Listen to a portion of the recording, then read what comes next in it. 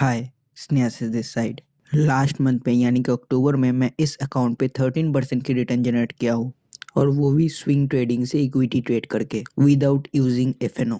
और मैंने सिर्फ 2 ट्रेड से ही ये टारगेट अचीव किया है।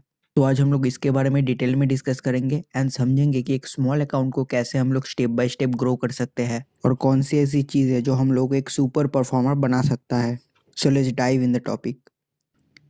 एक स्मॉल अकाउंट को रैपिडली ग्रो करने के लिए हम लोगों को मेनली 2 चीज़ पर ध्यान देना होगा। Number 1 conviction and number 2 concentration. आपको पूरे कन्विक्शन के साथ कंसंट्रेटेड वे पे ट्रेड करना है।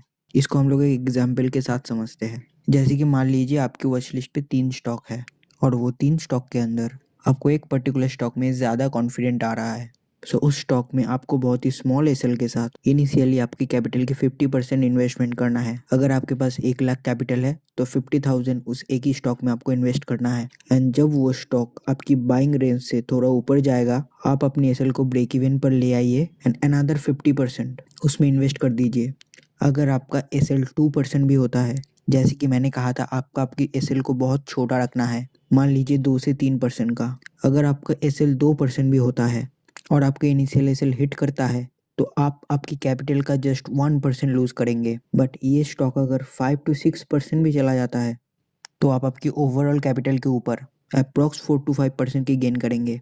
आप यहाँ पर देख सकते हैं कि मेरा जो ये 2 ट्रेड था इसमें लगभग मैंने 80% का कैपिटल एलोकेशन किया था। ये जो थर्ड ट्रेड है ये मैंने गलती से एंट्री कर लिया था एंड तुरंत उसके बाद एग्जिट कर ली। सो इसमें उतना ज़्यादा कुछ डिफरेंस नहीं आएगा। सो अगर आप इस टेक्निक का यूज़ करके ट्रेड करते हो तो आप कम रिस्क के साथ बहुत ही बड़ा रिटर्न बना पाओगे। और इसमें और एक चीज़ आपको ध्यान रखना है, आपको फर्स्ट डे से कन्विक्शन ऐसे ही नहीं मिल जाएगा।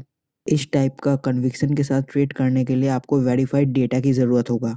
आप जो पर्टिकुलर स्ट्रैटेजी या सिस्टम को यूज़ करते हो, आपको उसका मेनली 3 चीज़ जानना पड़ेगा। नंबर 1 उसका विन रेट क्या है, नंबर 2 उसका एवरेज रिस्क रिवॉर्ड क्या है, और नंबर 3 मैक्सिमम ड्रॉडाउन क्या होता है उस स्ट्रैटेजी में। ये डेटा के लिए जो आप पर्टिकुलर स्ट्रैटेजी को यूज़ करते हो उसको 1-1.5 साल का बैक टेस्ट करना होगा। आपको ये करना ही पड़ेगा क्योंकि विदाउट डेटा आपको इतना कन्विक्शन कभी नहीं मिलेगा। पता है इसमें मेहनत है, पर भाई मेहनत तो करना पड़ेगा। जो मेहनत करेगा उसी को इस टाइप का परफॉर्मेंस मिलेगा। तो आपको मैं रोड मैप बता दिया आपको क्या क्या डेटा चाहिए होगा। तो लग जाओ काम पे, ये डेटा निकालो, फिर इसके अगले स्टेप के बारे में बात करेंगे। और हाँ, चैनल को सब्सक्राइब और वीडियो को लाइक ज़रूर कर देना। तो इसके ऊपर काम स्टार्ट कर दो। मिलते हैं नेक्स्ट वीडियो पे। बाय।